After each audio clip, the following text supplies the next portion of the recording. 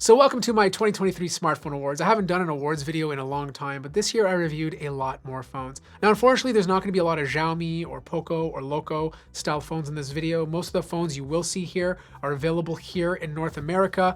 But look, this is an interesting one because I'm not going to be doing it by features. I'm going to be doing it by price point, every $100. This way, if you have a specific budget, you can quickly figure out what the best smartphone is for you by the price point. And the winner of each category is going to get an AI-generated award image that I created myself because I think it'll be funny to see what AI comes up with. We're going to start with the best budget phone. This is under $400. This hands down goes to the Pixel A. Right now you can pick one up for $349 on the Google Store. And look, this is a phone that I know a lot of people still use today. The camera is incredible. In fact, it's won MKBHD's blind camera tests in previous years, beating out really expensive smartphones. And it has a wide lens and an ultra wide lens, which is more than enough for most people. The joy of the Pixel A is the fact that it runs Google's software. It's a very clean experience, just the way Google intended it. Now, don't get me wrong, this is not a phone you should buy for the latest games. Like, it is a little bit older, and even though it's using the Google Tensor chip, it's more than fast enough for general stuff like browsing the net and email, but you're not buying this to play games all day. The good news though is it's still receiving Android updates, and it will receive Android updates until 2025, but you'll also get security updates until 2027. It's smooth, it's simple, it's easy to use, and hands down the best budget phone you can buy right now.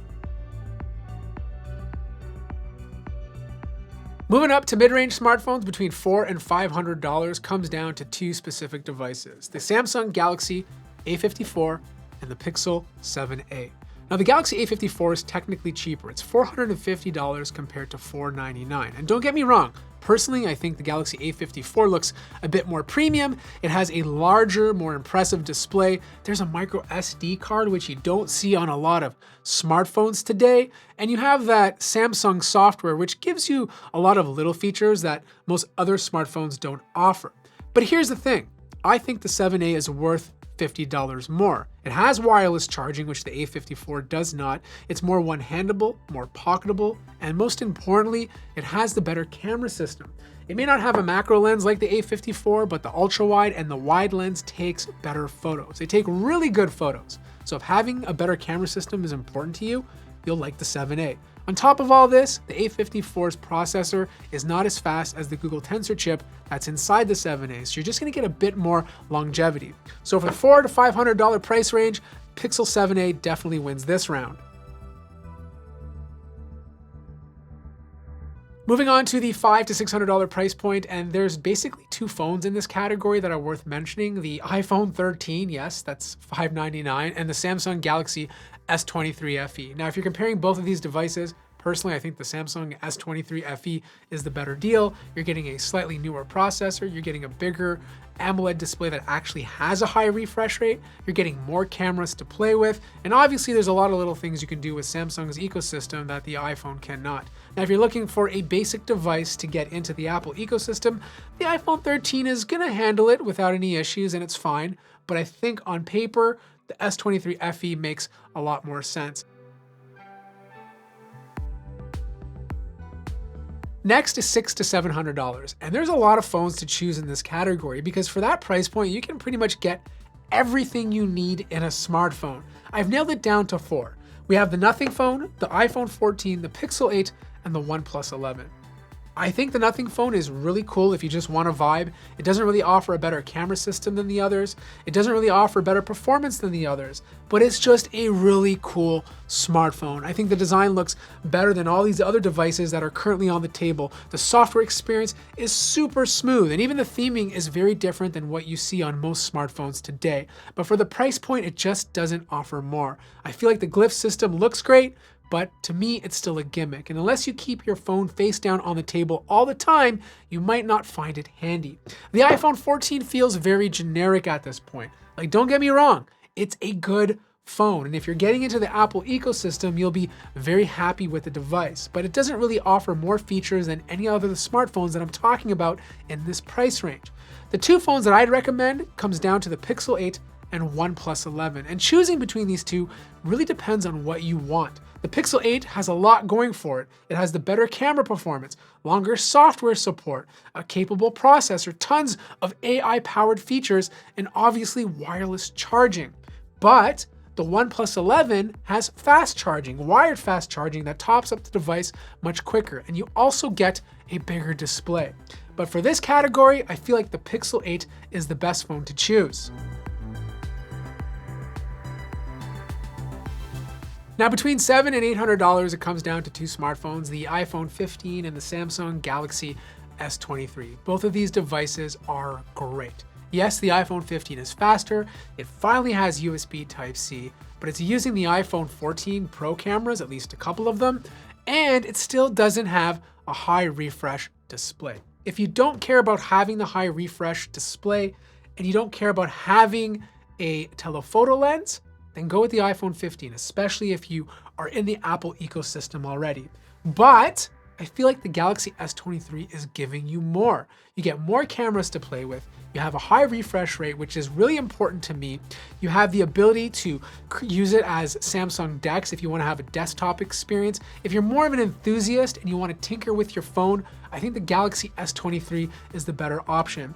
But between this price point, I don't feel like one phone is superior to the other. So for this round, it's a tie. Now between $800 and $900, it's the exact same story, iPhone 15 Plus versus Samsung Galaxy S23 Plus. I like the iPhone 15 Plus. You get the bigger display and you get better battery life. Better battery life than the S23 Plus. But just like the regular iPhone 15, you lose out on the high refresh display and you obviously lose out on the extra camera.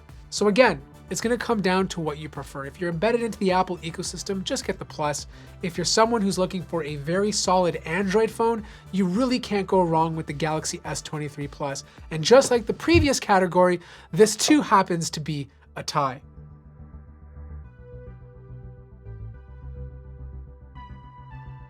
Now, before I get to the best expensive phones of 2023, we have to talk about the best flip phone first. And that really comes down to two phones that I tested this year, the Samsung Galaxy Z Flip 5 and the Oppo Find N3 Flip. Now, the Oppo Find N3 Flip is not readily available in here in North America. You have to import it if you want it. But I do want to talk about some of these differences. The Oppo Find N3 Flip doesn't have a bigger cover display compared to the Samsung Z Flip 5, but it has a bigger inner display. And I find this feels more natural when you're using it as a smartphone. Sometimes I feel like the display on the Galaxy Z Flip 5 is a bit too narrow, and I wish it was a tiny bit wider. I do like the cover screen better on the Z Flip 5, but you do get more cameras on the Oppo Find N3 Flip. It does take better photos overall. The unfortunate part is that you don't get wireless charging and you are using a Dimensity processor instead of a Snapdragon. Now, personally, I still think you should go for the Galaxy Z Flip 5 just because it's better supported here in North America. But if you live globally, the Oppo Find N3 Flip might be the better deal.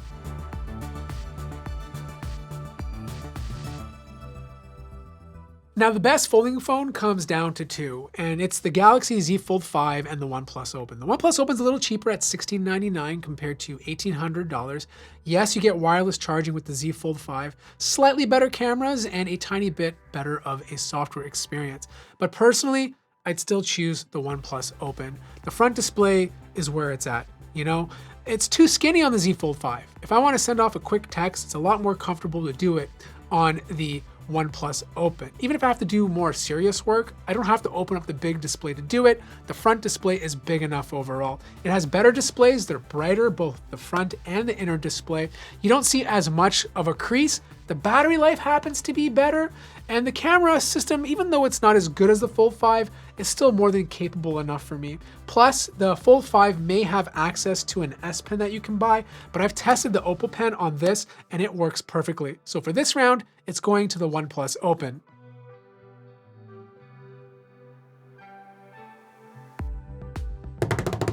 Now the final one, the best smartphones of 2023 period, comes down to two, the iPhone 15 Pro Max and the Galaxy S23 Ultra.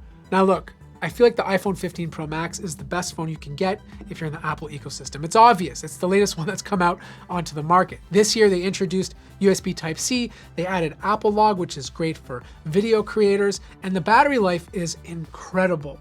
But I feel like the Galaxy S23 Ultra offers you everything, and I mean everything in the kitchen sink. You got a pen, you got a bigger display, you have cameras that are capable of doing more things like zooming 100 times, you have software features that the iPhone still doesn't have, and you also have really great battery life.